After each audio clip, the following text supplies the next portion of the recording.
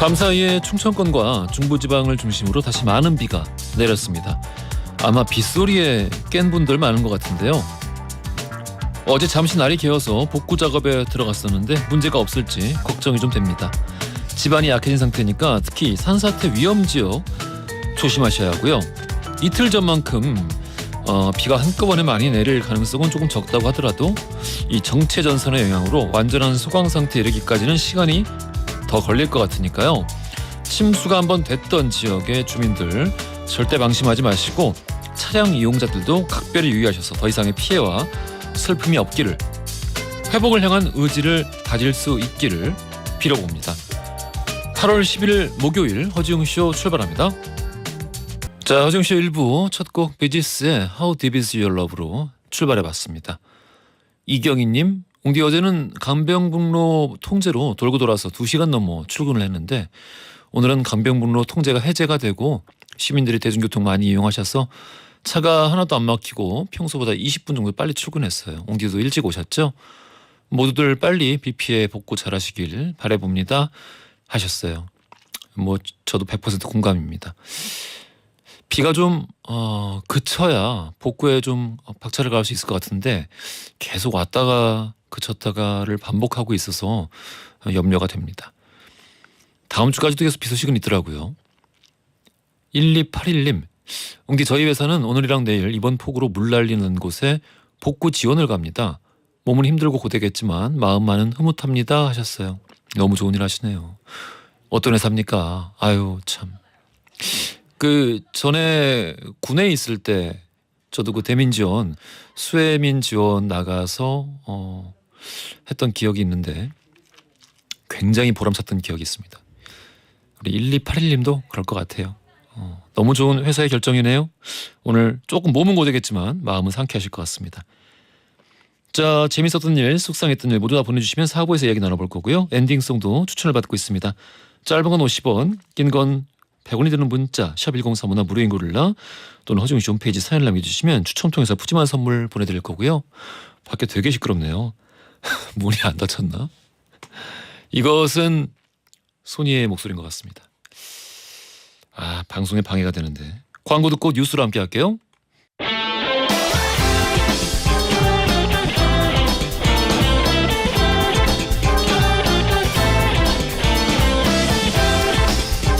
트렌디한 뉴스를 따라갑니다. 소니의 애, 허지웅의 지, 애지 중지 뉴스.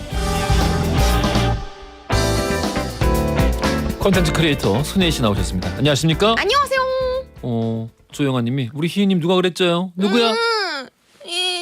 웅디가 그랬어요. 바퀴벌레 얘기하면서 그랬잖아. 보는 라디오 영상 보고 청취자분들이 여쭤보셨는데 그거구나. 바퀴벌레 얘기하면서 얼굴을 막 찡그리더라고. 아니 그 웅냥이 분들도 보셨을 것 같은데 어. 그 맨홀에서 바퀴벌레가 막 쏟아지더라고요. 아이고. 전 진짜 우리나라 아닌 줄 알았잖아요. 근데 그 서울 시내만 막 너무 진짜 수십만 기가 있더라고요, 맨홀이. 그래서 저는 그렇게까지 많은 줄은 몰랐거든요. 맞아. 정말 조심하셔야 돼요. 진짜 위험하더라고요. 예, 순식간에 빨리 들어가더라고요. 위력이 진짜 아유, 조심하셔야 됩니다. 무섭습니다.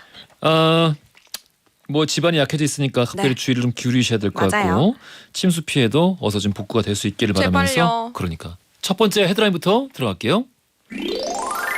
첫 번째 소식은 비 피해 결국 문화재까지입니다. 네, 첫 번째 소식도 마찬가지로 비 소식으로 준비를 했는데요. 문화재들도 피해를 피해가지 못했어요. 그럴 수밖에 없겠죠. 네, 그래서 어떤 문화재가 손상이 됐는지 제가 한번 조사를 해봤는데요. 우선 서울의 문묘라고 불리는 은행나무 소식을 먼저 전해드려 볼게요. 예. 천연기념물이에요. 네, 은행나무가 손상이 좀 됐는데 오후 4시까지, 그러니까 어제죠. 이렇게 계속 비가 왔었잖아요. 그러니까 천연기념물 그리고 사적 등 국가 지정 문화재 총 19건이 피해를 본 것으로 집계가 됐고요. 일단 천연기념물인 은행나무, 바로 성균관 문묘의 명륜당 경내에 있는 은행나무인데요. 무려 400년 정도 된 걸로 추정이 되고요. 임진왜란 당시에 불타서 없어졌던 문묘를 다시 세울 때 함께 심은 것으로 추정이 되는 역사가 아주 강하게 깃들어 있는 나무라 가지고 부러진 거, 그러니까 물론 통째로 부러진 건 아니에요. 않아요. 근데 뭐, 가지가 많이 부러지고 이제 일부분이 손상이 된 거지만 어쨌든 역사 깊은 나무니까 손상됐다는 것 자체가 안타깝잖아요. 너무 안타깝네요. 네. 이게 외란 직후에 심어진 걸 보면은 우리 이렇게 험한 일을 겪었어도 다시 한번 잘해보자라는 마음으로 맞아. 심은 걸 텐데 아유 이 다쳤다니까 너무 마음이 안 좋네요. 맞습니다. 이 나무는 1962년에 천연기념물로 지정이 됐던 나무인데요. 이 나무뿐만 아니라 성균관에 있는 뭐 단풍나무라든지 여러 나무들도 또 피해를 입었다라고 하고요. 예. 물론 보수 작업을 할 거라고는 하지만 또 만약에 비가 오게 되면 또 피해를 입을 수도 있잖아요. 그래서 걱정이 되더라고요. 그래요. 그 또 천연기념물들은 천연기념물 뭐 당연한 거고. 네. 다른 문화재 같은 것들도 아무래도 나무로 만들어진 게 많아서 맞아요. 걱정이 많이 되는데 어떤 피해들이 더 있었나요? 네, 조선 왕릉을 비롯해서 사적 13건도 피해를 봤는데요. 이 서초구에 있는 헌릉 그리고 인릉 같은 경우에는 이 관람하는 곳 주변에 배수로 그리고 석축 일부의 구간이 유실이 됐어요. 아이고, 돌로 된 것까지? 네, 맞아요. 아이고. 그리고 릉 자체가 손실된 곳도 있는데요. 선릉 같은 경우에는 능침 사초지 좌우 측면의 토사 자체가 유실이 됐고요. 그리고 남양주 영빈 묘 같은 경우에는 봉분 자체가 표면 상당 부분이 깎여 내려가고 붕괴가 돼가지고 특히나 피해가 큰 상황이라고 합니다. 이 참 이 남한산성까지 파손됐다는 얘기가 있어가지고 네. 아유 참 한숨이 끊이질 않습니다. 물론 모든 문화재가 소중하고 아껴야 되는 건데 특히나 남한산성은 유네스코 세계문화유산이기까지도 하잖아요. 이번 폭우로 인해서 남한산성은 탐방로 토사가 유실이 됐고요. 그리고 나무 계단을 만들어 둔 것이 있는데 일부도 파손이 된 것으로 알려져 있습니다. 경미한 피해는 관할 지자체 그리고 자체적으로 복구를 할 예정이기는 한데 또 네. 응급 복구나 추가 훼손을 위해서 긴급 보수 사업 신청도 받고 있다라고 하니까 네, 좀 제대로 된 업체들이 같이 해가지고 제대로 이렇게 복구가 됐으면 좋겠습니다. 저도 같은 마음입니다. 네. 김영숙님께서 아유 비 피해 있기 전에 고인돌도 포크레인이 박살을 냈잖아요.라고 보내시는데 이거 안 그래도 우리가 이제 이 시간에 전해드리진 않았었는데 네. 보셨죠 뉴스? 네. 이게 참 너무 이 손주들한테도 면목이 없고 진짜 화나요. 후손들한테도 면목이 없고 전 세계인한테 창피한 게 제가 전에도 그런 얘기 많이 했었거든요. 왜 우리도 이 시간에 얘기했잖아요. 해외에서 뺏어간 우리 문화재들 네. 그 사람들 그러니까 뭐 특히 이제 프랑스의 영국에 많이 들어가 있는데 네. 그쪽 박물관에 보관하면서 하는 얘기가 너희보다 우리가 더 보관을 잘할 수 있다. 맞아요. 라고 얘기를 한다는 건데 늘 이제 그런 말에 반박을 했는데 이렇게 개발한답시고 포크레인으로 고인돌을 부숴버리면은 이거 무슨 말을 합니까 그러면은. 저 그거 보고 진짜 부끄럽고 예. 화가 나고 피가 거꾸로 솟는 게 이런 거구나. 너무 창피하더라고요. 저도요. 이게 외신에도 막 나갔던데 안타깝습니다. 네. 그 뭐 고인돌 다시 복구할 수도 없잖아. 이거를 뭐 본드로 붙일 거예요? 뭐 어떡할 거예요? 못하는 거지 뭐. 아휴. 답답한 마음 다음 헤드라인으로 빨리 넘어가 보겠습니다.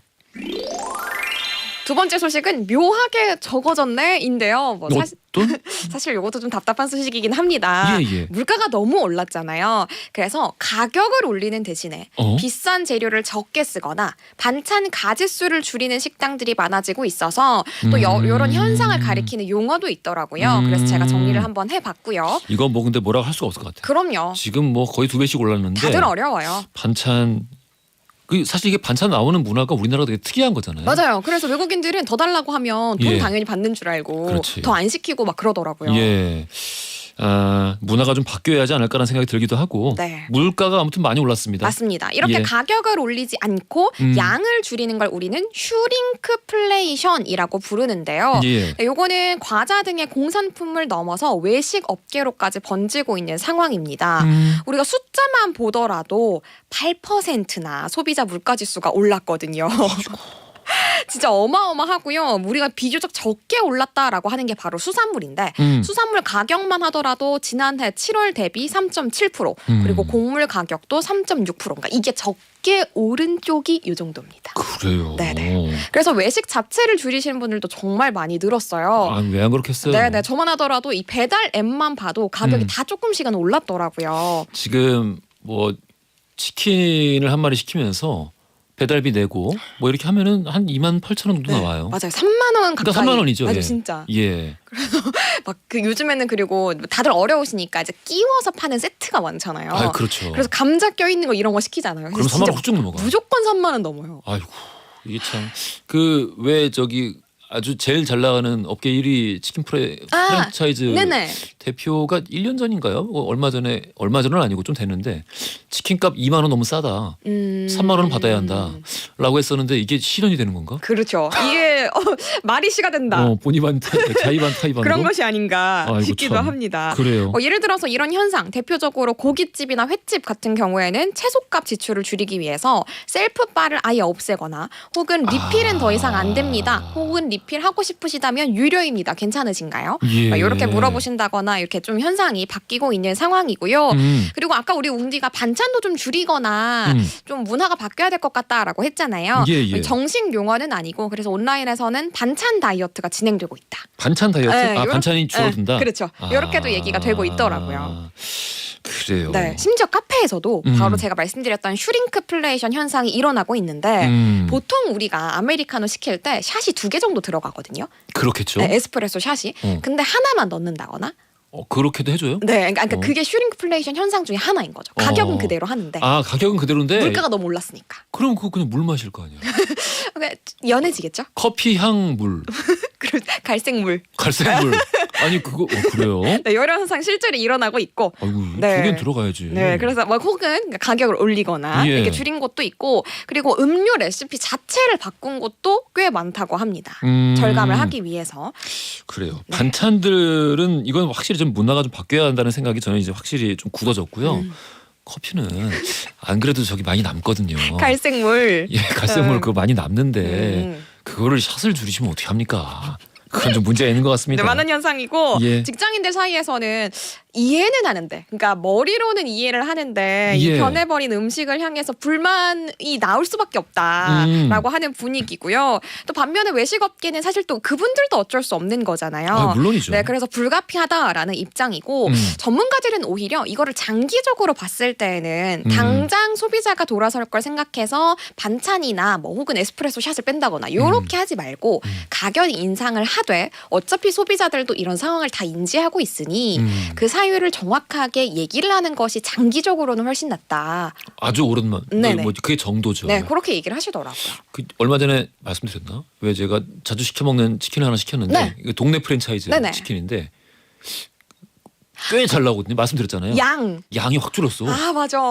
지금 이럴 거면 차라리 가격을 좀 올리시지. 왜 이게 이렇게 부족하면 어떻게 하나? 그러니까 이렇게 하신 이유를 머리로는 이해가 되거든요. 근데 마음 섭섭한 건 어쩔 수가 없는 거예요. 그러니까 콜라 같은 거 그냥 전 잘 안 마시니까 그냥 빼버리고 유료로 다 전환을 하고. 그리고 좀 가격도 좀 올리시고 이러면 좀 되지 않을까라는 생각이 드는데. 맞아요. 저도 좀 더 내고 맛있는 음식 제대로 먹고 싶거든요. 그러고 싶습니다. 네.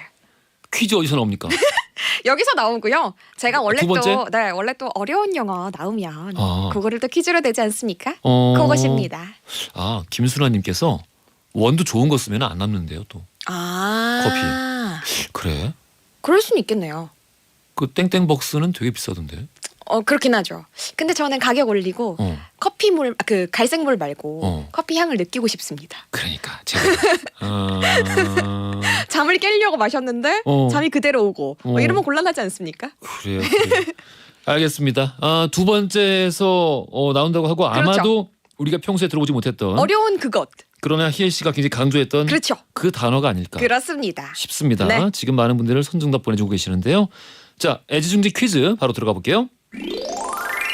네, 가격을 올리지 않는 대신에 양을 줄이는 현상 뭐라고 할까요? 1번 인플레이션, 2번 디플레이션, 3번 슈링크플레이션. 정답 아시는 분들 짧은 건 50원, 긴 건 100원이 드는 문자 샵 1035나 무료인 글로 보내주시면 2부 시작하자마자 당첨자 바로 발표해드리겠습니다. 고생 많으셨어요. 감사합니다. 조심해서 가시고 펀치의 YYY 들으면서 2부로 갈게요. 허지용 쇼.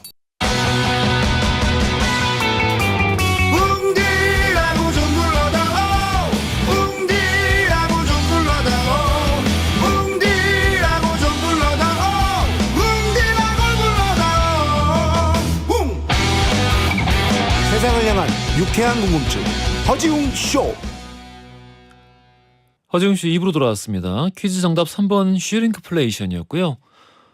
우리 게시판에 많은 웅냥이 분들이 자영업 하시는 분들이 고민 많이 했는데 그냥 가격을 올리고 솔직하게 사정을 말씀을 드리고 괜히 양을 몰래 줄이지 않는 방향으로 그렇게 가는 게 맞을 것 같다. 그렇게 해야겠다라고 보내주고 계십니다. 그렇죠. 그렇게 하는 게 맞는 것 같아요. 그냥 양이나 혹여나 또 질이 떨어져 버리면은 그러면은 이제 고객들의 신뢰가 떠나버리게 되니까 그건 안 되겠죠. 자, 선정답자 있습니다. 3770님, 이하나님 축하드려요. 떡볶이 보내드릴 거고요. 또 일반 정답자 배선빈님, 이미용님, 황근일님 축하드려요. 커피 쿠폰 보내드리겠습니다. 맛있게 드시고요. 자, 2부 마지막에도 돌발 퀴즈 한 번 더 준비되어 있으니까 문자 보낼 준비하시고 문제 나올 때 귀 쫑긋 세우고 잘 들어보세요. 오늘 히스토리 월드로 함께합니다. 오늘 주제는 역사 속 독립이에요. 광고 듣고 썬킴 교수, 박강일 작가 바로 만나보겠습니다.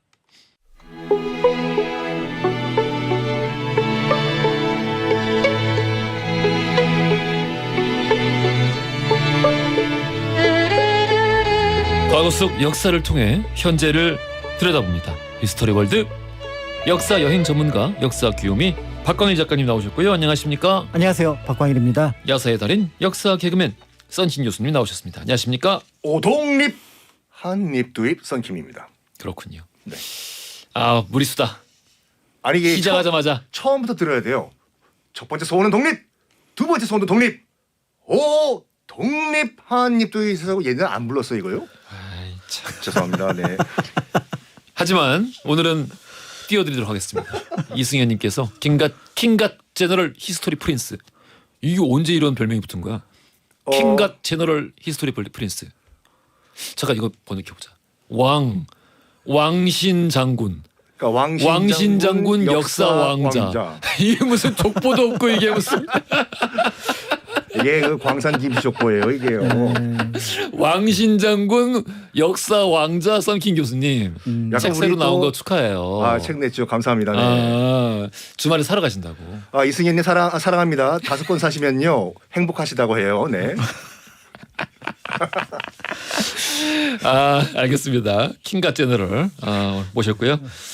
오늘 우리 주제가 역사 속 독립인데 이유가 있습니다. 다음 주 월요일이 광복절이죠. 네, 맞습니다. 77주년 광복절이기도 해서 그래서 이제 광복, 그다음에 해방, 독립 이렇게 얘기를 하는데 실제로 지금 광복절은 1949년에 이름을 정한 거고요. 처음에는 1945년 당시에는 전부 다 독립이 됐다라는 얘기를 했고 얼마 지나서 우리가 해방이 되었다.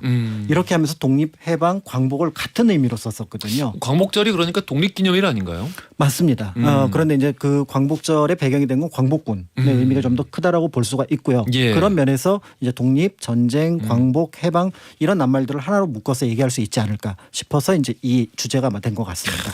가장 기쁜 날이라고 생각을 합니다. 그렇죠. 예, 가장 기쁜 날. 그러니까 지금 그 세계사적 차원에서 봤을 때 독립 전쟁까지 전쟁을 치르면서 독립을 이룬 나라가 몇 개가 있을까? 예. 가장 대표적인 게 이제 베트남이랑 이제 미국이 되겠죠. 그렇죠. 미국은 정말 전쟁을 통해 가지고 독립을 쟁취한 7월 4일이니까 뭐 7월 4일은 독립 선언 날이지만 네. 오늘은 그래서 미국 독립 얘기를 좀 해보겠습니다. 근데 대부분 독립기념일은 독립 선언을 한 나라를 독립기념일 기준으로 삼더라고요. 그렇죠. 네. 예. 네. 그러니까 왜냐하면 그때부터 이제 선언을 하고 사실은 딱 어느 날 어떻게 딱 결정적으로 뭔가 이렇게 선언되는 날이 실제로 역사에서 찾기는 굉장히 어렵습니다. 그러니까 무슨 뭐 적의 왕을 뭐 어떻게 그렇죠. 뭐 한다든가 어떤 일정은 국경에서 몰아냈는데 그걸 어떻게 기준을 잡는지 이런 예. 부분들이 굉장히 어렵고 흐지부지예요. 네. 그러니까 선언서를 읽은 날로 보통 기념일을 잡는다. 그렇습니다.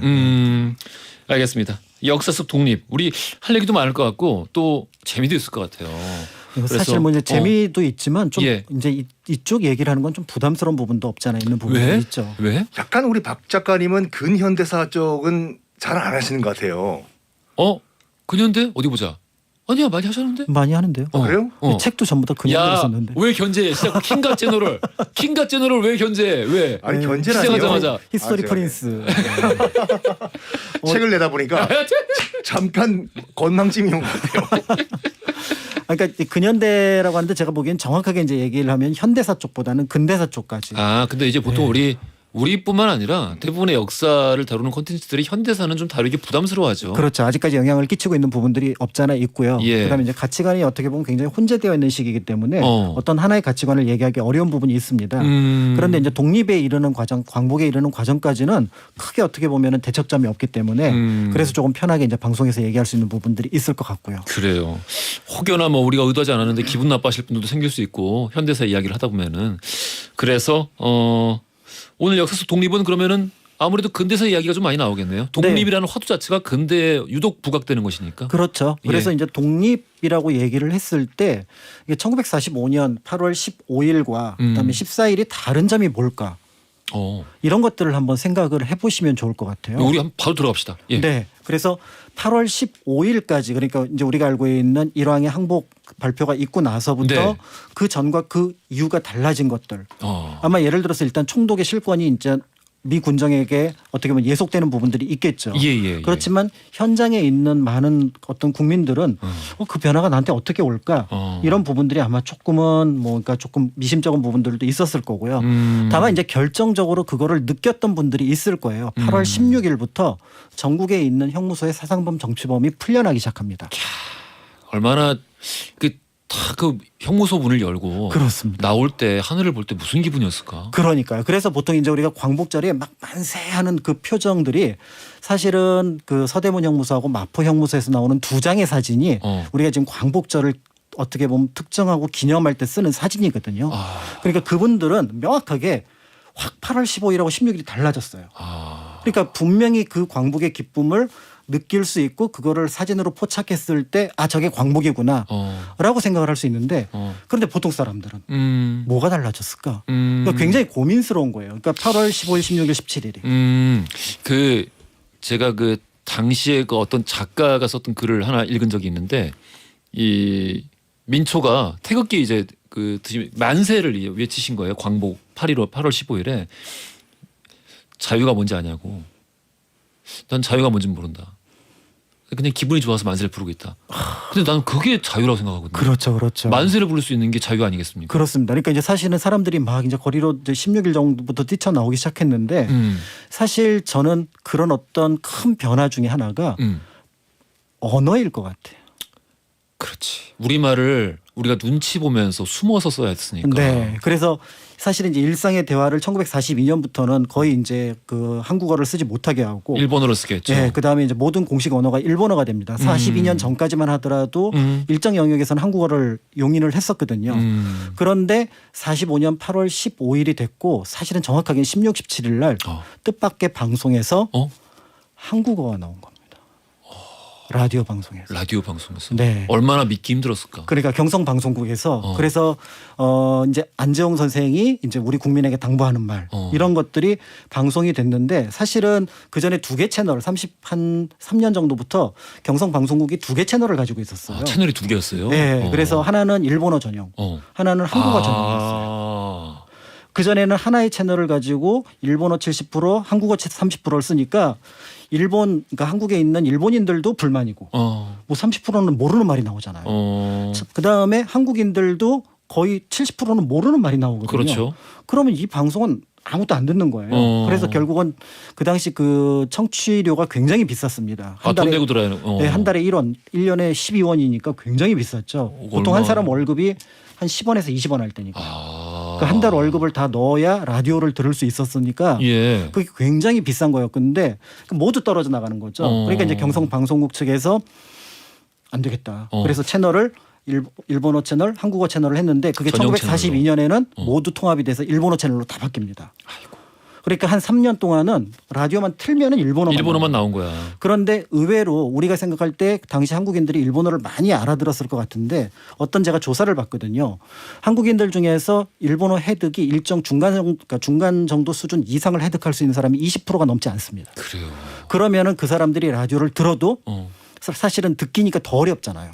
그러니까 결국은 이 라디오를 들었을 때 일본어 방송이 나오는 곳에 있으면 우리가 외국 여행 갔을 때 제일 먼저 느끼는 게 TV 라디오 틀었을 때 거기서 그 나라 말이 나오잖아요. 내가 외국 왔구나. 그러니까 모든 안내 멘트가 그 나라 말이나 영어로 되면은 내가 외국 왔구나라고 느껴서 인천공항 딱 도착했을 때 그 느낌이 있는데 그 느낌을 아마 8월 16일, 17일 받지 않았을까. 어. 그래서 이 느낌이 이제 굉장히 컸던 면에서 사실은 광복의 어떤 감격은 여기서 찾지 않았을까라는 생각을 합니다. 좀 말씀하신 거랑 비슷한 장면 본 적이 있는데 사진첩에서 사진첩 아니고 뭐라고 해야 되나 그 광복 당시를 찍은 사진들인데 네네네.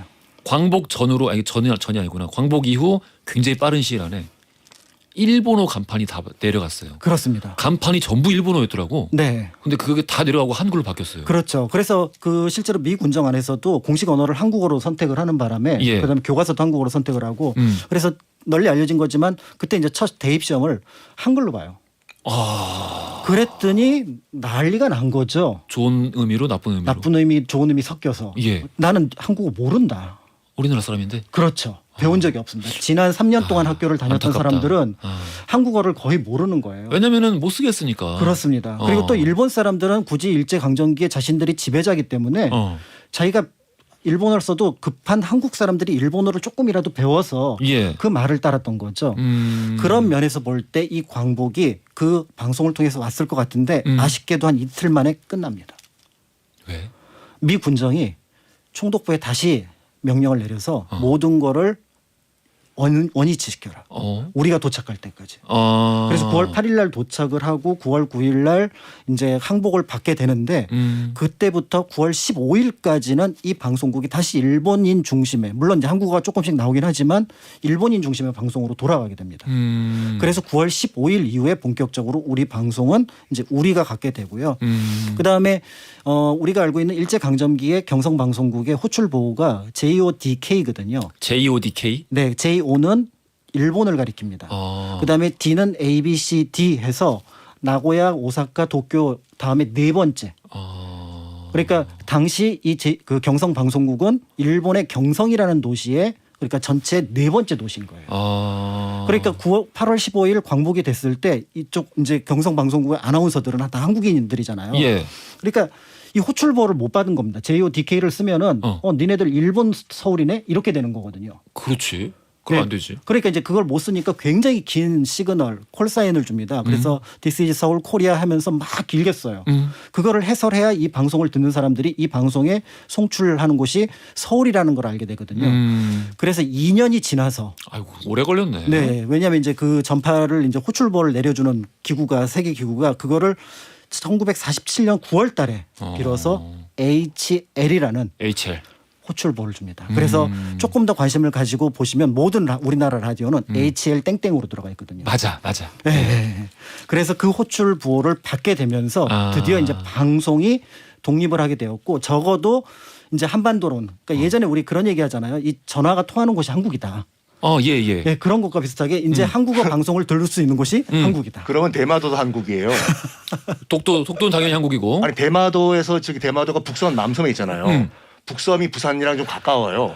정말 그 해안가에서는 SB텔레콤 전파가 가끔 잡혀요. 전파 잡히는 거. 그렇게 그리고 따지면 우리 AFK 나올 때는 아니야 지금 우리가 미국인가?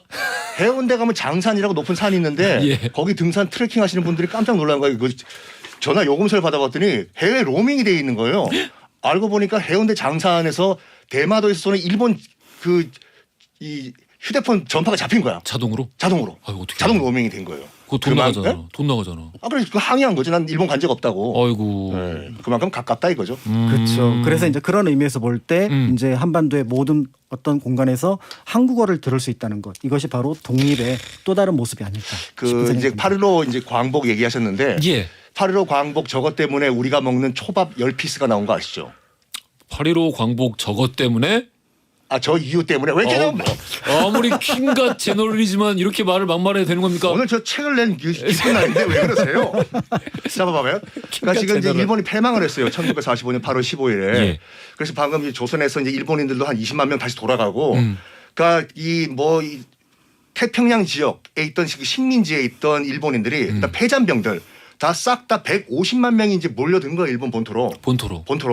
그런 다음에 이제 식민지 수탈을 못 하잖아요. 예. 뭐 이제 그 대만이든지 조선이든지 수탈을 못 하니까 쌀이 없어. 쌀이 없는데 사람은 150만 명이 몰려들었죠. 갑자기. 그래가지고 1946년도에 일본 쌀값이 70배가 뛰어요. 그래가지고 일본 어차피 이제 그 배급제로 나가는데 식당 금지령을 내려버려요. 특히 이제 초밥집들을 초밥 만들지 말라고. 초밥집 주인들은 난리가 난 거예요. 우리 뭐 먹고 살려고. 그래가지고 이제 미 군정과 약간 딜을 한 게 뭐냐면은 그럼 우리 초밥 주인들은 초밥을 팔지 않겠다. 단 손님들이 쌀을 가져오면 이걸 초밥으로 바꿔서 초밥을 내주겠다. 즉 기술을 팔겠다. 주문 제작해주겠다. 그러니까 이게 윈윈이 된 거예요. 단 1인당 우리가 하는 밥 한 공기 분량의 쌀만 제공을 해라. 그리고 생선은 5종류로 제한한다라고 선을 그어요. 한 공기 가지고 나오는 게 딱 10피스가 나와요. 그러니까 지금도 초밥이 기준이 1인분이 10피스잖아요. 예. 그리고 회전 초밥, 다이텐 초밥이라고 가면은 다이텐? 한 접시에 2피스씩 올라가잖아요. 왜냐하면 맞아. 10조각에 5개의 어종이니까 예. 한 어종당 2피스씩 되는 거예요. 이게 그때부터 나온 거예요. 이게. 그래요. 왜 그렇게 쳐다보세요? 갑자기 우리 독립 얘기하는데 독립 때문에 이런 어디 킹가 제너럴이 어디 제너럴이야? 빨리 얘기해. 광산 김씨예요. 어디 소속 제너럴입니까? 네. 광산 김씨라니. 오늘 책년 기념으로 초월 얘기했어요. 네. 야, 책 얘기 5번째 얘기했어. 네, 몇 번 얘기하나 세볼 거야. 네. 알겠습니다. 선키 교수님이 또 말씀해 주셔서 그러는데 당시 광복 이후에 우리나라에서 이제 거주 중이던 일본인들 이제 한꺼번에 다시 돌아갔잖아요. 돌아가는 것도 굉장히 힘들게 돌아갔더라고요. 굉장히 힘들게 돌아갔죠. 네. 그래서 이제 난민처럼. 예, 난민처럼 돌아갔는데 실제로 이제 38도선을 기준으로 남쪽과 북쪽이 완전히 달랐습니다.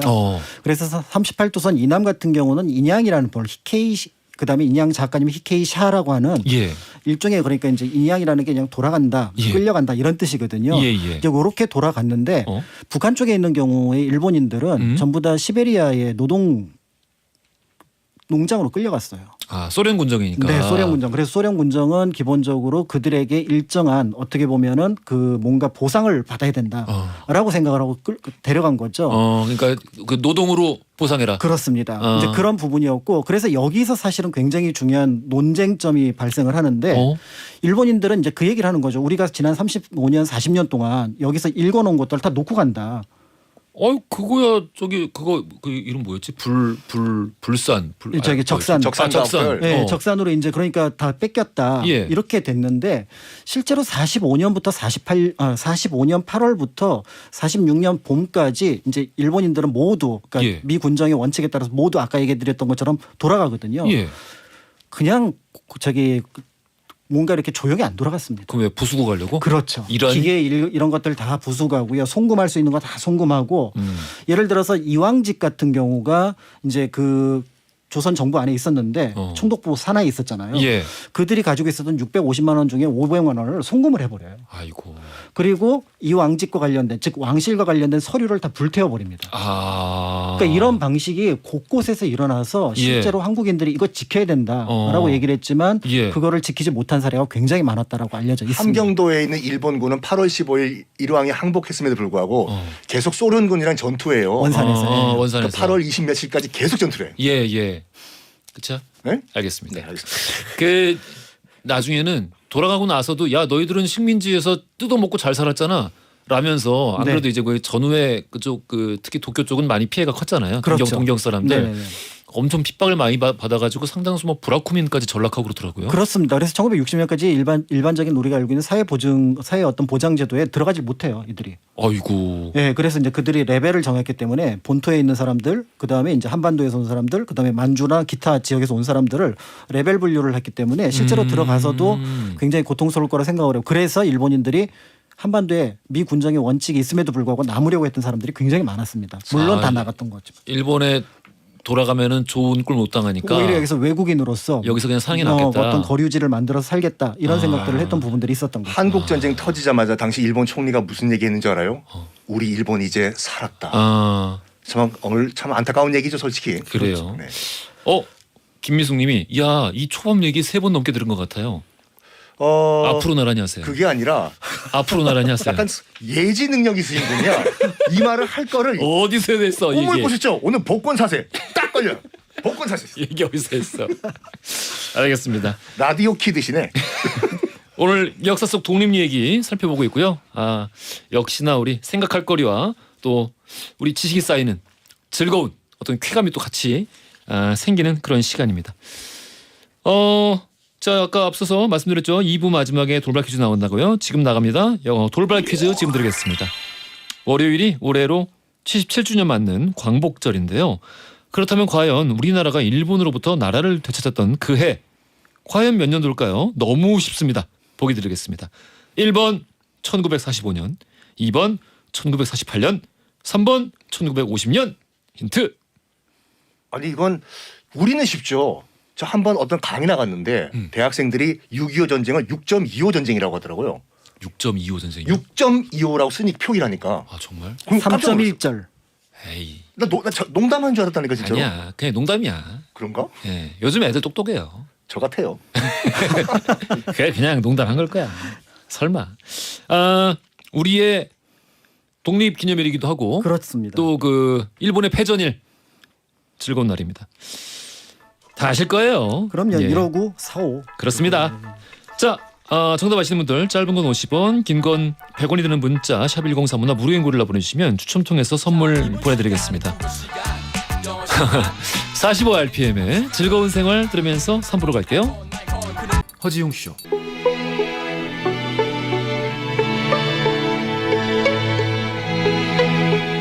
허징쇼 3부로 돌아왔습니다. 히스토리월드 박강일 작가, 썬킴 교수 아니 킹갓 제너럴 썬킴 교수님 모시고 우리 역사 속 독립 이야기 살펴보고 있는데요. 히스토리 프린스도 있어요. 맞다. 빼먹어서 죄송합니다. 킹갓 제너럴 히스토리 프린스 썬킴 교수님. 네. 너무 길다. 책의 저자이기도 김수한무 수한무 같은 그런 네. 느낌인데. 알겠습니다. 히스토리월드 다시 듣고 싶은 분들 팟캐스트로 언제나 함께 하실 수 있으니까 긴 장거리 여행하실 때 아주 쏠쏠한 친구가 되어주지 않을까라는 생각이 들고요. 돌아가실 수가 있어요. 왜? 삥 이렇게 돌아서 가실 수가 돌아서 있다. 왜냐하면 이거 말좀 조심해서. 끝까지 들어야 되기 때문에. 오늘따라 자꾸 말실수가 잦으니까 난안 그랬는데. 내가 여기서 도와주고 있는 거야. 그런 뜻이 아니랬다니까. 예를 들어서 뭐 3시간이면 도착하는데 4시간 5시간 일부러 삥 돌아서 가시죠. 알겠습니다. 우리 아까 우리 선킹 교수님이 요즘 애들 잘 모른다고 6.1525라고 막 이렇게 한다고. 그 사실이에요 그게요. 아니야. 근데 그냥 장난치려고 그랬을 거야. 그렇길 바래요. 7105님께서 1번 1945년 이렇게 말씀하시면서 저는 중학교 2학년이에요. 한국사는 아직 안 배웠어요. 하지만 상식으로 알고 있답니다. 웅디 아저씨 마녀사냥 그린라이트 외쳤었다고 엄마가 말씀하시는데 저는 잘 몰라요. 언제적 석기 시대 얘기를 하고 계시나. 야, 나 이렇게 늙었나?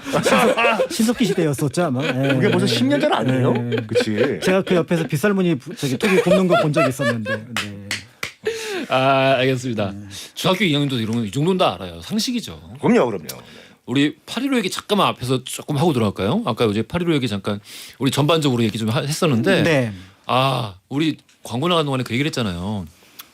천황이 죽었어야 되는데. 네. 천황이란다. 우리 일왕. 일왕을 잡아서 우리 이제 전범으로 처형을 했어야 되는데 이게 왜 안 됐을까요? 그러니까 그건 참 어려운 문제였던 것 같아요. 미국으로 볼 때는. 예. 그러니까 이제 그 히로시마하고 나가사키 원자폭탄 부분도 있었던 부분들이 있었고. 예. 그리고 이제 일본 내 이제 좀 그 군대에 대해서 관동군을 포함해서 한 300만이 넘는 일본군에 대한 과대평가도 있었던 것 같습니다. 그래서 여기에 대해서 만약에 일왕을 없애고 그 제도를 없앨 경우에 그들이 모두 저항을 할 거다. 이렇게 판단한 부분들이 있었고요. 그래서 아까 이제 썬킹 교수님 얘기하셨을 때 사실은 국외에 있는 일본인들이 국내로 들어온다고 했는데 예. 한 700에서 800만 정도로 공식적으로 이제 알려져 있는데 그 중에 절반이 군인입니다. 그러니까 이제 그런 면에서 볼 때 이제 그런 어떤 부담들을 조금은 좀 줄이면서 이제 미 군정의 원활함 이런 것들을 생각을 했던 부분들이 있었고 사실은 1945년 봄쯤에 이미 냉전의 기운이 돌기 시작하잖아요. 그렇죠. 네, 이게 전쟁 끝나면은 이제 미국이랑 소련이 붙겠구나. 그렇죠. 이런 기운이 돌기 시작했죠. 그런 느낌들이 있었고 실제로 우리가 이제 그 38도선으로 나누게 된 배경도 미국이 소련을 계속해서 의식했던 부분하고 연결이 되는 거니까 네. 그런 면에서 볼 때 뭔가 일본에 대한 이니셔티브를 가져가기 위해서는 그쪽의 협조도 필요할 거다. 이런 어떤 종합적인 사고들이 있었던 것 같은데 말씀하셨던 것처럼 일왕이 사실은 1945년 이번에는 거의 전쟁의 주도적인 역할을 결정들을 하기 시작하거든요. 그러니까 이게 일본인들이 지금 주장하고 있듯이 정말 그냥 명목상의 왕일 뿐 실제는 도조 히데키가 다 했다라고 이야기하는데 실제 역사적 기록을 보면 아니거든요. 그렇습니다. 그래서 1945년 그 1월 2월에 이제 내각회의 때 그때 이제 이미 전황이 더 이상 진행되기 어렵다고 판단을 하고 예. 항복에 대한 논의가 있었는데 예. 그 항복 논의를 무산시킨 게 일왕입니다. 그러니까 그런 면에서 볼 때 사실은 그 책임은 명백히 물어야 되는 부분들이 있을 것 같고요. 그런 면에서 지금은 이제 그게 뭐 이미 지나간 일이 됐지만 이러한 사실들을 알고 있다가 나중에 혹시 뭐 일본 사람들하고 얘기를 하게 될 때 그 네. 부분에 대해서 오히려 너희들이 책임을 물어야 될 거는 일단은 주변 나라가 물론입니다. 아니라 본인의 군부와 그들을 지지했던 세력들이다. 이런 부분들을 명확하게 하는 것이 오히려 미래를 향해서 너희와 우리가 조금 더 잘 나가는 방식이 아니겠느냐. 아, 맞습니다. 이렇게 돼야 될 것 같습니다. 또 이런 얘기도 있어요. 그러니까 원래 항복을 할 거면은 1945년 2월 도쿄 대공습 때 그렇지. 커티스 르메이가 이렇게 얘기했잖아요. 무고한 민간인은 없다. 다 죽여라. 그래서 솔직히 히로시마와 나가사키에 원자폭탄 떨어뜨린 것보다는 도쿄 대공습이 더 잔인하고 끔찍했어요. 잔혹함으로 따지면은 그러니까. 예, 도쿄 대공습이 훨씬 심했죠. 훨씬 그때 항복을 했어야 했는데 왜 끝까지 버텼냐면은 그러니까. 이런 얘기도 있거든요. 어차피 지금 미군만 들어오면은 일왕 제도가 없어버린다. 우리는 일왕 제도를 무조건 지켜야 되기 때문에 소련 참전할 때까지 무조건 버티자. 왜냐하면 소련은 얼마 전까지만 하더라도 이제 로마노프 왕조였기 때문에 황제 제도를 이해할 것이다. 이런 주장도 있더라고요. 이해는 개뿔. 네, 근데 아닐 것 같아요. 왜냐하면 아니에요. 소련이 제일 먼저 무너뜨렸던 게 로마노프 그렇습니다. 왕조이니까 예. 그런 면에서 볼 때 사실은 보통 이제 제가 아시아 국가의 어떤 왕정과 공화정 얘기를 할 때 공화정으로 돌아섰던 첫 번째 이유는 사실은 사회주의 혁명을 받아들였거나 아니면 그것에 영향을 받은 나라들이거든요. 그게 맞아요. 제일 먼저 왕을 없앱니다. 예. 그러니까 우리는 사회주의 혁명을 받지 않고 왕을 없앴던 몇 안 되는 나라라는 점에서 오히려 좀 그게 좀 독특한 사례로 꼽히거든요. 그렇습니다. 우리 8.15는 우리에게 이제 독립기념일이고 또 광복절인데 일본은 패전의 나라 아니겠습니까? 그렇지만 종전이라고 표현을 하면서 뭉뚱그려서 중립적인 의미로 쓰고 있습니다. 자기들 뭐라고 하죠? 종전 기념일이라고 종전기념일이라고 표현하나? 하죠. 네. 그러면서 패전일이지 패전일. 뭐 히로시마 등등등에 가서 이제 그 추념 대회도 하지요. 그게 제일 속상한 부분이에요. 그러니까 실제 벌어진 일 그대로 인식을 하지 않고 스스로 피해자인 척을 해요. 왜냐면 가해자가 아직까지 쭉 이렇게 이어져 오고 있기 때문에 그래요. 그게 되게 놀라운 일인 거예요. 왜냐하면 60, 70년대 대학생들은 일본의 대학생들 전공투 세대라고 불리우는 그들은 실질적으로 자기 아버지 세대를 욕을 하며 그 비판을 하면서 당시 군부 세력들이 얼마나 무지하고 무능하고 폭력적이었는지 그로 인해서 얼마나 많은 일본의 시민들이 죽음으로 내몰려야 했는지 이런 거에 대해서 굉장히 냉철하게 비판을 했는데 왜 오히려 시간이 흐를수록 다 까먹어. 역사는 다 잊어버렸어. 이거를 일본어로 번역을 해서 일본의 방송 좀 합시다. 우리 방송을 어. 이거 일본어 하시죠. 우리 킹갓 제너럴 저 영어밖에 못해요. 중국어는 잘하시는데. 아 중고 잘하고. 아니 아까 뭐 스시 같은 거 얘기하실 때 보니까 일본어 잘하시던데. 그걸- 네. 아이 뭐 저는 뭐 사지 않습니다. 가지 않습니다. 자자자자자자자 미국 얘기합시다. 미국 얘기. 가지 않습니다. 사지 않습니다. 알겠습니다. 유니 땡땡 그게 뭡니까? 자, 그럼 다음 독립 이야기 들어가 보겠습니다. 자 독립전쟁 하면 이제 미국 전쟁이죠. 미국 독립전쟁인데 그 아시다시피 모든 게 어디서부터 시작되냐면 미국의 그 당시에 독립을 했을 때 대서양 연항에 13개 식민지가 있었잖아요. 이것이 서로 몰랐어요. 펜실베니아 같은 경우는 거의 독립국이었어요. 맞아요. 어찌다 보니까 대서양에 같이 있었던 거고 그리고 북쪽 그 북미 대륙의 북쪽에는 프랑스인들이 와가지고 프랑스령이었죠. 프랑스령 식민지가 건설이 된 상태였는데 문제는 뭐냐면 이제 거기 이제 퀘벡이 등장하고 몬트리올이 등장하지 않습니까?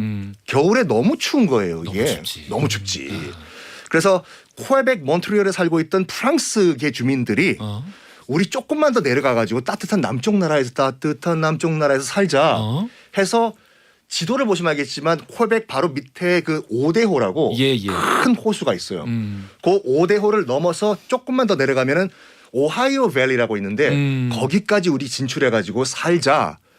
아직까지 오하이오 밸리는 무주공산 아무도 주인이 없었는데 실질적으로는 영국인들이 들어와서 살고 있던 상태였거든요. 네. 그러니까 북쪽에서 지금 프랑스인들이 내려와. 위 이다도시 이다시골 이러면서 그랬더니 영국인들은 물론 여기는 우리가 공식적인 영국 식민지가 아닌데 우리가 먼저 찌뽕했다고 왜 너희들이 내려오냐. 그래서 1차 소규모 전투가 벌어져요. 그러니까 영국계 주민들과 이제 프랑스계 주민들과 붙었는데 영국 프랑스계 주민들이 일단 져요. 거기서 영국군을 이끌었던 22살짜리 새파란 장교가 있었는데 그 장교 이름이 바로 너 이름 뭐야? What's your name? My name is George Washington. 이었어요. 조지 워싱턴이 혹시 내관이었나요? 무슨 소리예요? 변성기가 늦게 와서 변승기가 늦게 왔어. 야, 남의 나라 초대 대통령을 지금 내관으로. 네, 미 대사관 측에서 이 방송을 안 듣고 계시기를. 이제 슬슬 이제 뭐랄까 영국과 프랑스 사이에 이제 갈등이 이제 시작이 되는데 예. 결국에는 1754년에 빵 처음으로 대륙에서 영국과 프랑스가 붙습니다. 그 이름도 유명한 프렌치 인디안 워인데 갑자기 갑툭튀 인디안이 왜 나오냐? 영국과 프랑스가 붙었어요. 예. 근데 그러니까 인디안이라고 부르면 안 되죠. 예. 선주민 또는 원주민. 아메리칸 네이티브들이죠. 예. 들이 프랑스 편에 붙은 거예요. 왜냐? 당시 기본 정책은 뭐였냐면 영국 식민지들은 그 정복자들이죠. 무조건 선주민들을 다 죽여 없애자. 그리고 땅을 차지하자. 이거였어요. 1620년도에 거기 지금의 보스턴에 상륙했던 그 메이플라워 타고 온 그 퓨리탄 청교도들이 첫 해만 서로 칠면조 나눠먹고 하하하 호호호호 예. 원주민들과 잘 살았지만 그로부터 15년 후에는 원주민들 다 죽여버립니다. 그러니까 그 역사 보면은 그 북아메리카 원주민이 제일 불쌍해요. 제일 불쌍해요. 지금까지 계속 그 명예 회복이 안 되고. 그거 영화 늑대와의 춤을 보면 그 영화 그 수족이거든요. 예. 수족이 가장 끝까지 저항해서 가장 처절하게 이 몰살을 당했어요. 응징을 당했죠. 응징을 당했어요. 예. 다시 돌아와가지고 근데 프랑스 같은 경우에는 원주민들과 거래를 했거든요. 모피를 줄 테니까 넌 뭘 달라 이런 식으로. 당연히 북미 대륙에 있던 원주민들은 프랑스 편을 들은 거예요. 예. 그래서 프랑스와 원주민 연합군 대 영국 붙은 거예요. 흡사 말씀 들어보니까 그 구도랑 비슷하네요. 어떤 거요? 남미를 그 왜 저기 아즈텍 침범한 그 장사꾼 누구였죠? 스페인의 스페인 이름 뭐였지? 네 있습니다. 코르테스인가? 코르테즈. 코르테스. 코르테즈가 아즈텍을 처음 침범했을 때 그 소수의 병력으로 아즈텍을 결국 멸망시킬 수 있었던 그 저력이 아즈텍 주변에 아즈텍이라는 강국에게 희생당하고 있던 다른 부족들이 그 코르테즈에게 붙었거든요. 왜냐하면 아즈텍은 사람을 먹었거든요. 그러니까. 우리 식량이 안 되게 도와달라. 그러니까. 그거랑 비슷한 거예요. 어. 그 결과가 어떻게 됐냐? 결국에는 겨우 영국이 이겨요. 이겨. 프렌치 인디안 전쟁에서요. 1754년도에. 예. 이겼지만 이긴 전쟁이 아니야. 왜냐면 돈이 많이 들어갔잖아요. 전쟁을 치르다 보니까. 예. 영국 본국에서 이거 좀 메꿔야 되는데 이거 어디서 메꾸냐? 영국 본국에서 우리가 세금 한번 올려볼까 했더니 안 되지. 의회에서 난리가 난 거야. 예. 우리 표 떨어진 소리 안 들리냐고. 그러면 이 돈을 어디서 메꿀까 하다가 그러면 13개의 그 신대륙에 있는 식민지들 어차피 너희들 때문에 싸운 거니까 그렇지. 돈 내놔라. 미대륙에 호구가 있네. 호구, there is 호구 된 거예요. 여기서 한번 뜯어보자. here 뜯어. 뜯어가 된 거예요. 막 뜯었어. 정말 치사하게 뜯었어요. 뭘 했냐면 각종 인지세라고 해서 스탬프 텍스라고 하는데 종이로 만든 제품들은 다 세금을 받아. 신문, 화장지, 심지어는 아이고 아버지 아들아 이 유언장이다. 유언장에까지. 저기 아버지가 쓰신 유언장이 종이죠. 네. 인지세 내십시오. 이 상태까지 온 거예요. 그거 누가 징수해요? 누가 돌아다니면서 징수해요? 영국 식민지 관리들이 징수하는 거죠. 관리들이 징수하는 그 본국에 거야? 보내버리고. 이거 맞아 죽지 않았을까? 삼집에 가가지고. 한번 조사해 볼게요. 그러다가 이제 결정적으로 뭐 어떤 일이 발생하냐면 북미 대륙도 이제 영국 본국과 같이 이제 홍차, 티 문화가 굉장히 이제 발달을 한 상태였는데 그렇습니다. 대부분 다 밀수를 했어요. 이렇게 밀수한 거 봐줬어요, 그냥요. 근데 어느 순간 딱 영국 정부가 선을 그어버린 거예요. 우리 영국 정부가 관리하는 동인도 회사에서 너희들에게 보내는 차만 사 마셔라.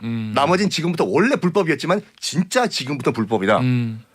뭐야, 우리가 지금까지 차 몰래 밀수한 거 그럼 이제 못한단 말이야? 못하는 거야. 제임스 화 안 나? 스미스 진짜 화났는데? 해서 발생한 것이 그 이름도 악명 높은 1773년에 보스턴 차 사건. 그러니까 그 보스턴 차 사건은 사실 큰 영향은 없었고 없었어요. 실질적으로는 세금이 제일 문제였대요. 아까 인지세. 먼저 말씀해 주신 인지세 그거죠. 예. 근데 이게 기폭제가 된 게 뭐냐면 아시다시피 동인도 회사가 끌고 온 그 배에 실려 있던 차를 예. 일부 청년들이 인디안 복장을 하고 들어가가지고 그렇지. 다 바다에 버렸잖아요. 예. 보스턴 앞바다에. 그래서 영국 정부는 야 걔네들 잡고 바다에 버린 거 물어내고 그 바다에 그 상자 버린 친구들 다 우리 영국 본국 런던에 데려가서 재판할 것이다. 그 전까지 보스턴항 폐쇄 된 거야. 그렇지. 그때부터 이제 13개 주 대표들이 모여가지고 야 우리 이런 식으로 대접받고 살아야 되는 거냐? 좀 조치를 취해야 되는 거 아니냐? 하다가 모든 역사적 사건은 아주 조그만 거에서 빵 터진다. 기폭제가. 이게 1775년이죠. 보스턴 근처에 있던 그 렉싱턴과 콩코드라는 동네가 있는데 예. 거기서 영국 정부군과 식민지 민병대가 음. 첫 교전을 벌입니다. 그래서 각자 몇십 명씩 사망을 해요. 예. 이것이 독립전쟁의 시작인데 시작이 되는구나. 1775년. 근데 아까 말씀드린 것 같이 독립선언은 1776년 7월 4일이잖아요. 네. 1년 동안 뭘 했냐. 전쟁이 벌써 벌어졌는데 당시 이 미국 대륙의 분위기가 뭐냐면 영국 것만 주장. 우리가 왜 감히 독립을 하냐.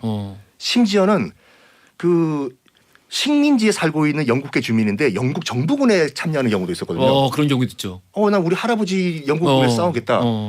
여기에 결정적으로 토마스 페인이라는 사람이 나 페인이야. 아니라 사람 아니야. 그 페인 아니야. 아니야. 야.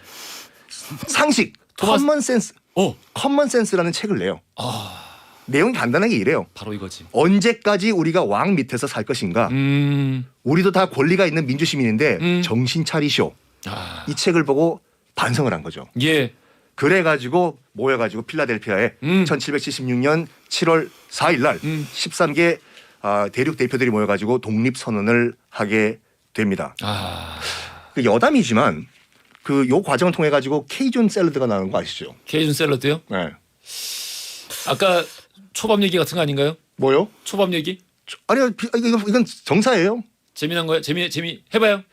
자, 지금 프렌치 인디안 워에서 프랑스가 졌죠. 그렇지. 그때부터 프랑스령 퀘벡과 캐나다가 영국 식민지가 돼요. 그렇지. 그런 다음에 그러면 다 너희들 지금부터 영어 쓰고 우리 영국 식민지 총독 말 잘 들어야 된다. 예. 끝까지 저항을 했던 지역이 있어요. 여러분 지도 보시면 알겠지만 아카디아 지방이거든요. 아카디아 지방. 아카디아. 너희들 그럼 거기서 캐나다 살지 말고 옛날에 그 루이지아나라고 저 밑에 너희 식민지 있다며 거기로 이동해서 살라고. 예. 만 몇천 명의 아카디아 주민들을 프랑스인들이죠. 다 저 밑에 남부 루이지아나로 보내요. 기후 다르죠. 추운 데서 진짜 더운 데로 갔잖아요. 예. 그걸 다 걸어간 거잖아요. 얼마나 먹을 힘들었어. 것도 없죠. 아빠 위위 이다도시 이다시골 우리 여기서부터 뭘 메르시 볶음 먹어야 돼? 그게 아니라 아무거나 다 줘봐. 그래서 썩은 쇠고기, 썩은 동물 사체 이런 걸 먹어야 되는데 너무 비린내가 나가지고 그렇지. 좀 밑에가 멕시코 같잖아요. 각종 향신료를 다 쏟아부은 다음에 먹어봐. 이 정도면 향신료 밖에 안 날 거야. 아빠 썩은 쇠고기 맛이 안 나요. 그래서 옆에 있던 미국인들이 봤을 땐 저 위에서 온 프랑스 애들 지금 뭐냐 뭐라고 불러야 되냐. 원래 아카디아 사람들은 그 프랑스어로 아카디앙이었어요. 아카디앙. 내려왔지 않습니까? 옛날 차 이름인데. 근데 아카디아고 내려왔어요. 이제 루이지아나로요. 예. 그러니까 미국인들이 얘 불러야 되잖아요. 아카디앙을 아카디안으로 불렀다가 R을 떼버렸어요. 카디안. 카디안인데 그건 프랑스식 발음이거든요. 예. 스펠링을 보시면 알겠지만 그거는 영어로 케이디언이라고 불러져요. 케이디언 케이준이 된 거예요. 잠깐만요. 뭔가 여기 좀 논리의 비약이 있는데? 아니요, 절대 없어요. 케이준?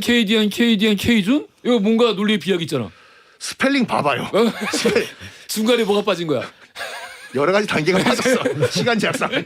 알겠습니다. 재밌는데. 그래서 약간 그 아픈 프랑스 이민자들의 그런 기록이 담겨 있는 음식이에요. 저는 그 말씀하시는 거 쭉 들으면서 제일 중요하다고 생각되는 부분이 밑줄 긋고 싶은 부분이 그 부분인 것 같아요. 그 이제 건국의 아버지들이 모여서 결국 독립선언서를 작성을 하고 읽지 않습니까? 선언을 하지 않습니까? 그렇죠. 근데 거기에 영향을 줬던 게 결국 그 사람들을 뭉칠 수 있게 만들었던 거는 커먼 센스라는 책이었다. 페인의 책 그렇죠. 그러니까 시대 정신이 그만큼 중요한 거고 그렇죠. 그런 시대 정신을 이끌어 나가는 지식인의 존재가 더 중요한 건데 맞습니다. 지식인이 그런 존재를 하지 못하고 다른 어떤 그 뭐 어용 비슷한 그런 존재로서 자처를 하게 되면은 그 참 끔찍한 일이죠.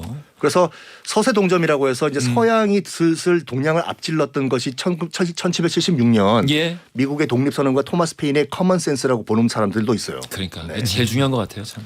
알겠습니다. 너무 재밌다. 혹시 조금 더 해주실 얘기 있을까요? 그러니까 사실 이 미국의 독립전쟁과 관련해서 네. 지금 이제 커먼센스 상식에 대한 얘기했었고 네. 사실 이게 이제 공화정에 대한 얘기이기도 하거든요. 그렇습니다. 그런 면에서 볼 때 독립운동이라고 하는 것과 광복이라고 하는 것을 별개의 영역으로 보는 경우가 있는데 우리나라 헌법 1948년 7월 17일 날 그 재헌헌법에 보면은 예. 이런 말이 등장을 합니다. 그래서 기미 3.1운동으로 대한민국을 건립하여 세계에 선포한 위대한 독립정신을 계승하여 이제 민주 독립국가를 재건한다. 재건한다. 네, 이게 1948년 7월 17일 날 재헌 헌법에 들어가 있어요. 잠깐 그럼 뭘 재건하신다는 거지? 그 혹시 임시정부를 말씀하시는 건가요? 그렇습니다. 그러니까 그러니까 1919년에 우리가 알고 있는 대한민국 임시정부의 임시헌장 10조에 보면 제1조가 대한민국은 민주공화제란다. 이런 내용이 들어가 있고 그래서 6차에 걸친 헌법이 이루어지게 되면서 사실은 우리나라 헌법 지금 87년 헌법인데 제1조 1항에 대한민국 민주공화국이고 모든 권력은 국민으로부터 나온다. 이 내용이 사실은 다른 나라에도 헌법에 들어가는 내용이 아니라 들어가긴 들어가지만 이게 1조 1항에 박히는 건 아니거든요. 그런 면에서 볼 때 사실은 이 독립운동의 역사가 가지고 있는 의미가 굉장히 크고 현행 헌법의 전문을 보면은 이런 얘기가 나옵니다. 그래서 평화적 통일의 사명에 대해 정의 인도와 동포회로서 민족적 단결을 공고히 한다. 좋은 말 다 들어가 있어요. 예, 그러네. 근데 이 좋은 말 다 들어가 있게 된 배경은 우리가 이게 없어서 고통을 겪었기 때문이죠. 그러니까 이게 독립운동의 역사가 있는 나라와 독립운동의 역사가 없는 나라의 차이점이 여기서 극명하게 갈리는 거고요. 네. 그래서 바다 건너 일본은 독립운동의 역사가 없습니다. 없죠. 예, 그래서 누군가에게 주어진 민주주의와 또 때에 따라서 그걸 뭐 발전시켰다고는 하지만 그 내부에 어떤 동력이 있다면 우리는 이걸 처절하게 느꼈어요. 그렇지. 차별받는 거 절대 있어서는 안 되고 그다음에 적어도 더 이상 싸우는 일은 없어야겠다라고 생각했던 것들이 이 헌법에 들어가 있었는데 이 바탕은 독립운동사거든요.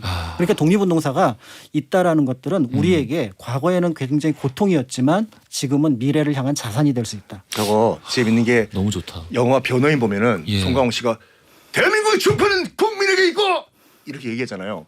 왜 이렇게 산만하게 말씀하셨어요? 아니 근데 실제 변호사들이 하는 말 들어보면 실제 법정에서 그러면 변호인 자리에 앉으세요. 나머지는 서면 제출하세요. 스타 되고 싶어요. 네. 알겠습니다. 근데 진짜 정말 너무 좋은 말씀이신 것 같아요. 네, 그래서 너무 우리의 중요한 광복, 말이고. 네, 우리의 광복이라고 하는 것들이 갖고 있는 의미는 결국 과거에 그치는 것이 아니라 계속해서 이게 완성되지 않았거든요. 계속해서 보완하고 수정하고 또 만들어가고 이 작업을 우리가 해야 될 거다. 그래서 77주년이 100주년이 된다고 하더라도 광복은 계속 이어지는 의미는 이어질 거다라는 생각을 합니다. 결핍과 차별과 투쟁을 통해서 얻어진 독립이고 그렇게 만들어진 나라라서 참 자랑스럽습니다. 네. 정말 좋은 말씀해 주셨습니다. 두 분이서. 자, 오늘 역사 속 독립에 관한 이야기 나눠봤고요. 돌발 퀴즈 정답은 1번 당연히 1945년이었습니다. 당첨자 명단은 선고편안에 올려놓을게요. 자, 지금까지 박광일 작가, 썬킴 교수였습니다. 감사합니다. 감사합니다. 네, 감사합니다. 허지용 쇼.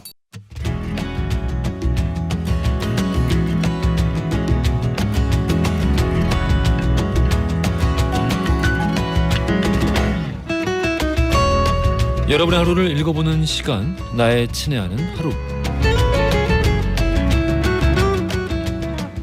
자, 지금 이 시간 여러분들 서 계시는 풍경, 어떤 풍경 속에 서 계시는지 나눠주십시오. 추첨 통해서 선물 보내드리겠습니다. 광고 나가는 동안 뉴스를 보는데 국회의원이 서울의 수해 피해 현장을 찾아가지고 솔직히 비 좀 왔으면 좋겠다, 사진 잘 나오게 라고 했다가 논란을 빚고 있네요. 참, 철이 없다고 해야 되는 건지 인간이 덜 됐다고 해야 되는 건지 여러분들 사연으로 눈과 귀를 좀 씻어보겠습니다. 임재열님, 웅디 그동안 허지웅 쇼를 라디오로 듣기만 했었는데 회사 선배가 고릴라를 알려주네요. 지금 가입했습니다. 저도 이제는 불꽃 손가락으로 참여할게요. 아이고, 잘 오셨습니다. 앞으로들 함께해 주시고요. 5947님, 웅디 여기는 경남 고성군이에요. 아빠 점심을 준비해두고 방파제에서 아빠가 들어오시는 거를 기다리고 있습니다. 바다 작업 마치시고 들어오시는 아빠의 모습에 안도의 한숨을 내쉬고 있어요. 아빠 오늘도 무탈하게 들어와 주셔서 감사합니다. 사랑해요 하시면서 사진도 같이 보내주셨습니다. 이 아버지가 배 타고 이렇게 들어오시는 거죠? 오, 배가 근데 큰 배가 아니네요. 요즘 걱정 좀 되죠. 이 파도 있을 때는 못 나가겠다. 이 아버지가 방파제에 서 계신 5947님 보면서 굉장히 든든하실 것 같습니다. 뭔가 영화 속 한 장면 같기도 하고요. 사진 잘 찍으셨네요. 3중 구조 베개 보내드리겠습니다. 아버지 들으세요. 이혜웅님, 아들이 스위스로 떠나게 됐어요. 취업 때문에 떠나게 된 아들이 기특하고 대견하지만 오래 떨어져 있게 돼서 오늘 가까운 친척들을 모시고 함께 저녁 먹으려고요. 아들의 앞날에 행복한 일들만 있었으면 좋겠습니다 하셨어요. 유학을 가는 건가요? 취업 때문에. 그러면은 적지 않은 시간 동안 떨어져 있을 것 같은데 많이 아쉬우시겠습니다. 저녁 드시면서 왜 또 이제 가족이라도 평소 못했던, 나누지 못했던 이야기들 많으니까 두런두런 아낌없이 다 나누시고 이렇게 보내셨으면 좋겠습니다. 김은주님이 오랜만에 해화동에 가서 연극 봤는데 많이 변했더라고요. 추억이 많은 곳인데 박보람의 해화동 신청해요 하셨어요. 노래 듣고 올게요. 노래 듣고 왔습니다. 디셈버에 내게 줄 수 있는 건 오직 사랑뿐. 좋네요. 많은 분들 오늘 뭔가 분위기 응답하라 분위기라고 보내주고 계십니다. 음악으로 위로 좀 받으시라고 좋은 노래 많이 띄워드리고 있습니다. 이휴심님 사연 볼까요? 다음 주 월요일에 말복이어서요. 오늘 점심에는 친정엄마 모시고 삼계탕 먹었습니다. 그런데 집에 와보니까 가방에 봉투가 있네요. 전화 드리니까 나 돈 많어? 과자 사 먹어? 라고 말씀하시는데 울컥하더라고요. 나이 50이 넘었는데 과자라니. 옷이라도 사드려야겠어요. 보내주셨습니다. 이 문자 보내실 때 저도 딱 봤는데 희심님 문자 보내신 거 감동적이더라고요. 반성도 하게 되고 어머니 오래오래 건강하고 행복하셨으면 좋겠습니다. 김보경님, 부모님께서 수원에서 조그만 수건 공장 하시는데요. 이번 폭우로 비 피해를 많이 입으셨습니다. 공장 내부가 침수가 돼서 복구 작업을 도와드리고 있는데 정말 마음이 힘드네요. 웅디가 저희 부모님 힘내실 수 있게 응원 좀 해주세요. 지금 많은 분들이 수해 때문에 너무 고생을 많이 하고 계십니다. 그중에는 너무나 안타깝게도 목숨을 달리하신 분들도 계시고 부상당한 분들도 많으시고 재산 피해는 뭐 이루 말할 데가 없죠. 우리 김보경님 부모님 다시 일어설 수 있습니다. 지금 당장 너무 너무 힘들게 노력하지 마시고요. 잠시 다시 일어설 수 있는 좀 힘을 기를 수 있게 지금은 좀 마음의 안정이 조금 필요하실 수 있는 그런 시간이 아닐까라는 생각이 듭니다.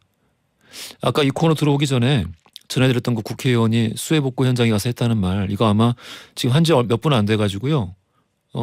뉴스로 많이 나올 거거든요. 요거 부모님이 요 뉴스 못 보시게 좀 그 뉴스 근처에 TV 근처 못 가게 하세요. 보시면은 화 많이 나실 것 같습니다. 수해 복구를 하러 간 국회의원이 비가 좀 왔으면 좋겠다. 많이 왔으면 좋겠다. 사진 잘 나오게. 시민들은 수해 현장에서 곳곳에서 영웅이 나타나서 서로 돕고 서로 살리고 하고 있는데 국회의원은 그런 말을 하고 있습니다. 김보경님께는 무선 저주파 마사지기 보내드릴게요. 어머니 아버지 꼭 그 TV 못 보게 하세요. 김나연님, 지웅님 저는 이공계 석사생이에요. 점심 먹고 다시 실험을 시작해야 하는데 너무 힘들어서요. 조금 쉬면서 웅디 라디오 들으면서 힐링하고 있습니다. 이제 졸업하려면 2학기 남았는데 슬럼프가 제대로 왔어요. 극복하려면 어떻게 해야 할까요? 이 어렵습니다. 이 논문 써야 되는 거 아닌가요? 공부하는 데 있어서 슬럼프가 온다. 사실 대부분의 이런 거는 번아웃이 문제이기 때문에 쉬는 게 제일 좋긴 한데 이거 뭐 지금 쉬면 안 되는 거 아닙니까? 실험 시작해야 되는데 이럴 때 너무 어렵죠. 이럴 때는 물리적인 시간 확보가 힘들면은 정말 나를 위로할 수 있는 어떤 뭐 영화가 됐든 음악이 됐든 이런 걸 듣는 게 제일 좋은데 허지웅 쇼의 음악들이 조금이라도 도움이 됐기를 바라겠습니다. K율의 말해 뭐해, 심연보의 사랑은 그런 것 듣고 올게요. 허지웅 씨 마무리할 시간입니다. 내일은 김간지 씨 모시고 선곡 배틀쇼 난세의 간호로 함께합니다. 기대해 주시고요. 자, 오늘 엔딩송 윤정민 님이에요. 웅디 계속되는 비에 몸도 마음도 지치네요. 상큼한 노래 듣고 싶어요. 박혜령의 레몬트리 신청합니다 하셨어요. 커피 쿠폰 보내드릴 거고요. 이 곡 들으시면서 저는 내일 낮 12시 5분에 다시 찾아뵙겠습니다. 지금까지 허지웅이었습니다. 난 쉬고 싶고 자고 싶고